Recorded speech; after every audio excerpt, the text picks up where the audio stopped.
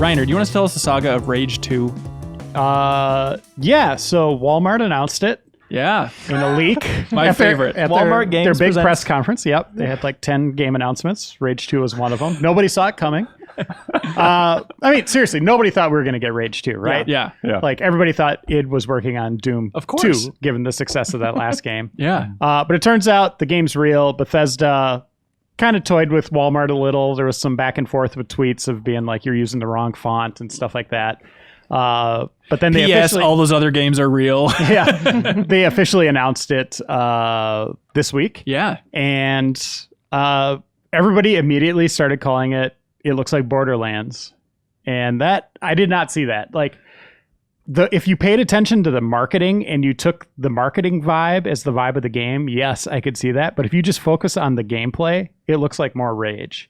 But the big thing they're selling is it's open world now, and it's co-developed by id, who made the first Rage, and Avalanche, which is the team behind the Just Cause series, or the studio behind the Just Cause series, and then the team behind the most recent Mad Max video game. Which is really wild to go from Mad Max to a very heavily inspired by Mad Max series like Rage. And I want to know that balance of like, how much is Avalanche doing this? How much is id? Because there's also the weird example of id letting Saber Interactive work on Quake Champions. And I think it's a really smart play from Bethesda just to keep these old IPs alive of just splitting out, like let id kind of steer the ship, but Avalanche is a crazy crazy talented team. Let them take a crack at this. Mm-hmm.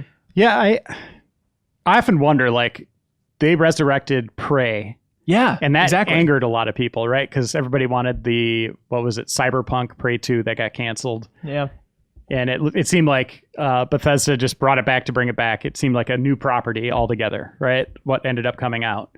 That ended up kind of bombing, right? Like critical success. Yeah. But we didn't hear like it sold very well, right? Like it seemed like it just kind of came out and disappeared.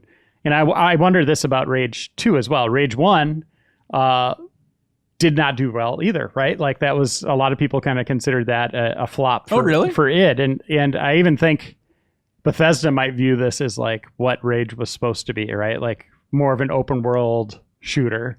I think that was kind of what they wanted to have. Like the first Rage, it was semi-open world. You had kind of those hubs. And then it was kind of dominated by racing a little too much. You get these dune buggies. You see that in the trailer again. They're bringing that back. But this seems like they're focusing more on that, exploring the wilds. And it doesn't just seem it's going to be desert. It looks like it's going to the jungles and swamps and stuff like that. Very Borderlands 2 again, just to make that comparison that I understand you're not the biggest fan of. Like, well, yeah, it's just people see a desert and they immediately say Mad Max or Borderlands. I don't get it. It's like you see space. It's super duper if you see, Mad like, Max. Stars, you don't go Star Wars. Like I You're don't saying get those it. characters in that trailer didn't look like Mad Max characters? Yeah, I mean, you have like the end of days apocalypse. The world is wasted. The story is that an asteroid hit. This is set decades after that, right? Yeah. I think you play as a character, what's his name, Jamie? Walker. Who's got abilities. Like here's the big thing that separates it is you have this power, this Jedi-like power. You can do like force pushes. You can overcharge your weapons using this ability that you have. I want to know what that means, because there's like a bullet point that they said, right? Like turn your weapons beyond weapons or something. I don't. What is that referring to? Weapons beyond weapons would be a great name. These bullets shoot bullets. I don't know. It has more of a superhuman thing. And when I look at it, like Mad Max to me was mankind at the end of its days. Yes, the punk rock kind of theme is there. But, you know, I watched this trailer Rage and I see giants and I see all these different creatures and stuff. And it just makes me think it's more kind of fantasy post-apocalyptic world. Than, there are like aping those alien things. creatures. Yeah, for sure. But I mean, from the glimpses that we saw in the gameplay trailer, which is a pretty good trailer, like I love there's that shot using that weird force-like power where they use a hand and kind of like launch themselves in the air and then are firing down at enemies. It's like, all right, that looks different. That looks cool. Or even there's a quick shot of someone firing a machine gun at an enemy and the enemy's in the air and the machine gun apparently is firing so hard because it's more weapon than weapon that like they just stay in the air and like keep getting launched back. It's like, okay, there's like fun a in combo here. sort of thing. Yeah. Like Just Cause 2. Is that okay? They had the gun juggling people. There we go. Avalanche pedigree. And I hope they're building off of Doom. You know, like what was done with Doom, that speed and fidelity of combat, and are taking it in a different direction. Whereas I hope Avalanche is bringing what they know of open worlds. They haven't had the best open worlds, in my opinion. They have fun in those games, but the open world I think has often been the worst part of their experiences. Like Just Cause, the world was too big and repetitive, and I think Mad Max maybe a little too barren and repetitive again. So yeah, it's also interesting. We'll see. It's interesting to see Avalanche go for a first-person game as well, which they have The Hunt, which is used to be free-to-play. I think there's like paid expansions, like hunting game that's in first-person. But I would love to talk to those guys about that process of like taking that idea and the lessons from that quiet little hunting game, then turning it into the most bombastic, over-the-top thing we've seen in a while. You looking forward to it, Jamie? Yeah, I really want to play with that Kroll sort of glaive thing. That's just like, because there are like at least 2 sequences in that trailer where he's just slapping this one poor guy in the face over and over again.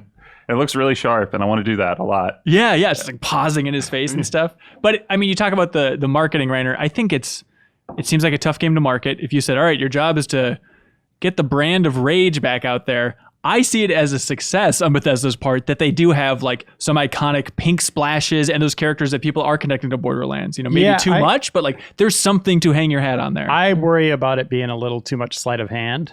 Interesting. Like you read the bullet points for this, like and the information Bethesda provided, and it sounds very serious. Yeah. Like in tone, which is kind of goes against exactly what that marketing is of just fun in the sun. I said it reminded me of like those old Double Mint commercials, the Double Mint gum with the twins, just upbeat vibe. Everything's great in life. Yeah. I thought of Mentos while watching it. But yeah, I see where exactly you're the same thing. Yeah. So I don't know. We'll see. Hopefully at E3, I'm hoping the Bethesda showcase takes a deep dive into this game and actually shows us clips of gameplay opposed to another trailer. It's got to be bizarre for Bethesda to market this. It's like, well, it's an open world shooter. It's Skyrim with guns, but it's not quite Fallout. Like, it's a weird line for them to try and push this out there now. I'm really curious to see how they tackle that. What was the other shooter they had with the crazy marketing with the blue colors? Brink, where they were build it as this really stylish thing, and then you got in the game, and it was just the most mundane, kind of bland experience. Yeah, Brink. Some people really liked Brink. The UI. I know, but I'm just saying, like the marketing was the best part of Brink. Yeah, for sure. Oh, the Dead Island effect. Thank you so much for watching this excerpt from the Game Informer Show podcast. You can subscribe to the audio version and listen to new episodes airing every Thursday.